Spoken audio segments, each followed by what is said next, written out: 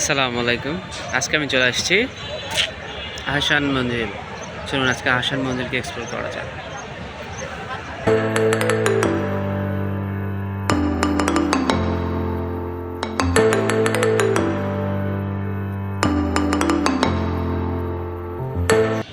তো আহসান মঞ্জিল নিয়ে বলতে গেলে নর্মালি আহসান মঞ্জিল হচ্ছে পুরান ঢাকার ইসলামপুরের একদম বুড়িগঙ্গা নদীর তীরেই অবস্থিত। এটার প্রতিষ্ঠাতা হচ্ছে নবাব আব্দুল গনি, যিনি তার ছেলে খাজা আহসান উল্লাহর নাম অনুসারেই নামকরণ করেছেন আহসান মঞ্জিল, যেটা পূর্বে তাদের প্রাসাদ হিসেবে ব্যবহার করা হলেও এখন বর্তমানে এটা জাদুঘর হিসেবে ব্যবহার করা হচ্ছে। এটা বাংলাদেশ জাতীয় জাদুঘরের অধীনে পরিচালিত হচ্ছে। আহসান মঞ্জিল নিয়ে যদি গোড়া থেকে কথা বলতে চাই তাহলে বলা যায় অষ্টাদশ শতাব্দীর মাঝামাঝি সময়ে জামালপুরের জমিদার শেখ এনায়েতুল্লাহ এটা একই জায়গায় রংমহল নামে একটি প্রমোদ ভবন তৈরি করে, যেটা পরবর্তীতে তার ছেলে আমানুল্লাহ শেখ আমানুল্লাহ এটা ফরাসি বণিকদের কাছে বিক্রি করে দেন এবং ফরাসি বণিকরা প্রায় দীর্ঘদিন যাবৎ এই ভবনটি বাণিজ্যিক কুটি হিসেবে ব্যবহার করে থাকেন এবং 1830-এর দিকে বেগম বাজারে বসবাসকারী নবাব আব্দুল গনির পিতা খাজা আলিমুল্লাহ এটা ক্রয় করে বসবাস শুরু করেন। আহসান মন্দির যেহেতু বুড়িগঙ্গা নদীর তীরে অবস্থিত, তো এটা সামনের আগে অবশ্যই বুড়িগঙ্গা থাকতে হবে। তো এখান থেকে ক্লিয়ারলি দেখা যাচ্ছে, আপনাকে দেখাচ্ছি একটু।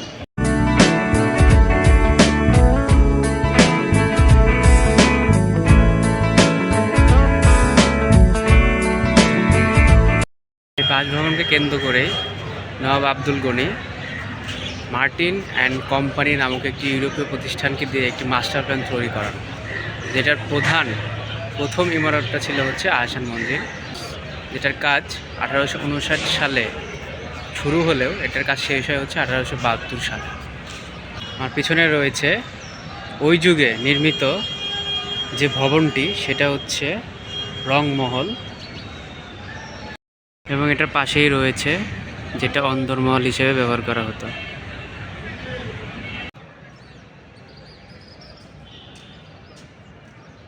অন্দরমহলটি ঘুরে দেখা যাক।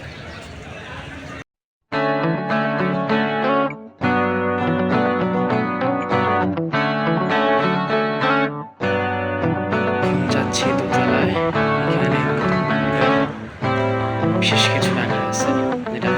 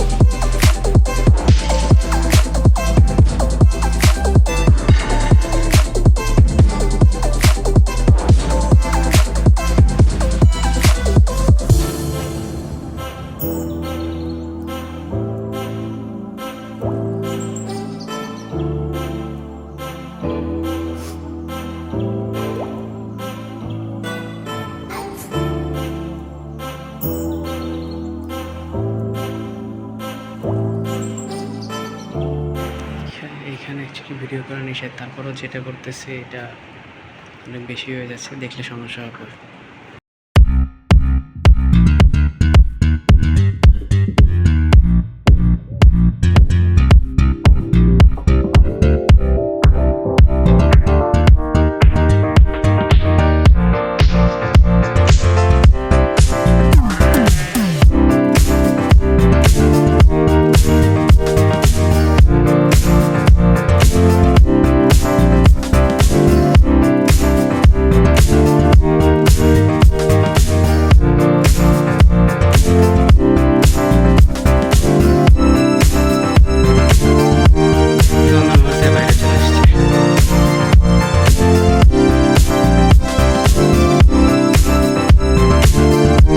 তো 1888 সালে 7 এপ্রিল প্রবল ভূমিকম্পে ঢাকার এই আহসান মঞ্জিল প্রচণ্ডভাবে ক্ষতিগ্রস্ত হয় এবং এটা যখন পুনর্নির্মাণ করা হয় তখন এই বড় গম্বুজটি সংযোজন করা হয় এবং এটা পুনর্নির্মাণের জন্য ইট আনা হয় রানীগঞ্জ থেকে এবং মেরামতের জন্য যে প্রকৌশলী ছিল প্রধান, তার নাম ছিল গোবিন্দচন্দ্র রায়। পরবর্তীতে 1897 সালের 12 জুন ঢাকায় আবার ভূমিকম্প আঘাত হানলে আহসান মঞ্জিলের দক্ষিণের বারান্দা সহ ইসলামপুর রোডের পাশাপাশি যে ভবনটি সেটা ভেঙে পড়ে এবং পরবর্তীতে আহসানুল্লাহ সেটা নির্মাণ শুরু করেন এবং পরবর্তীতে 1952 সালে জমিদারি উচ্ছেদ আইনের আওতায় এনে এই আহসান মঞ্জিলকে অধিগ্রহণের আওতায় নিতে চাইলে এটা জমিদারিদের আবাস ভবন এবং বাগানবাড়ি হিসেবে এটাকে ছাড় দেওয়া হয়। 1974 সালে তৎকালীন সরকারের ভূমি মন্ত্রণালয় এই আহসান মঞ্জিলটি নিলামে বিক্রি করার জন্য তৎকালীন প্রধানমন্ত্রী শেখ মুজিবুর রহমানের কাছে প্রস্তাব পেশ করে, কিন্তু শেখ মুজিবুর রহমান এই আহসান মঞ্জিলের সৌন্দর্য এবং ঐতিহাসিক গুরুত্ব উপলব্ধি করে সেই প্রস্তাবটি নাকচ করে দেন। 1985 সালে আহসান মঞ্জিলের প্রাসাদ এবং চত্বর অধিগ্রহণের মাধ্যমে এখানে জাদুঘর তৈরির কাজ শুরু করা হয় এবং 1992 সালে এটি জাদুঘর আনুষ্ঠানিকভাবে উদ্বোধন করা হয় এবং জনসাধারণের জন্য উন্মুক্ত করে দেওয়া। এখানে আমার সামনেই রংমহলে ঢোকার গেট আছে, তবে দেখা যায় কোনোরা ঢুকতে দেয় কিনা, কারণ আমার পিছনে এখানে ব্যাকপ্যাক আছে, তো ব্যাকপ্যাক নিয়ে নাকি ঢোকা যায় না। দেখি ট্রাই করি। আচ্ছা, অবশ্যই সামনে ঢুকতে পারছি।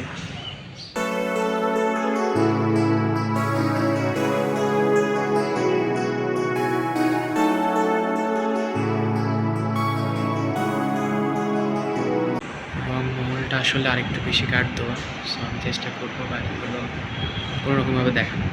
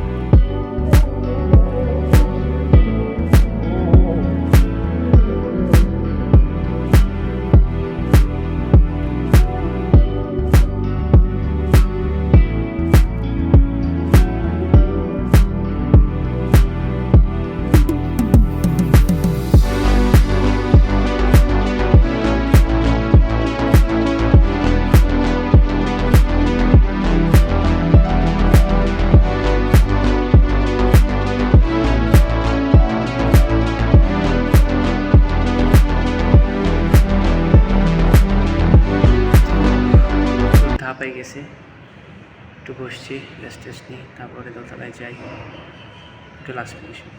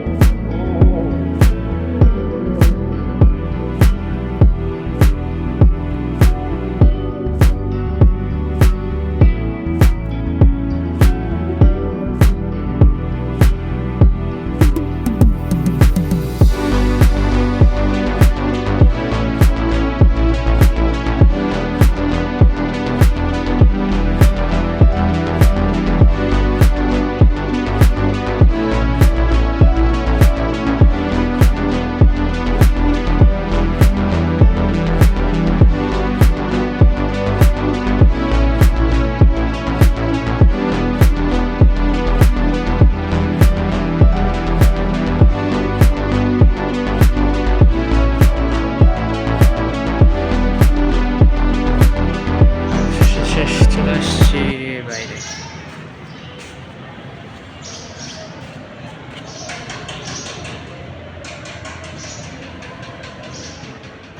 তো আজকের মতো এখানেই শেষ করছি। ভালো লাগলে লাইক শেয়ার করবেন এবং পরবর্তীতে এরকম আরও এপিসোড পেতে চাইলে সাবস্ক্রাইব করে পাশে থাকবেন। ধন্যবাদ সবাইকে।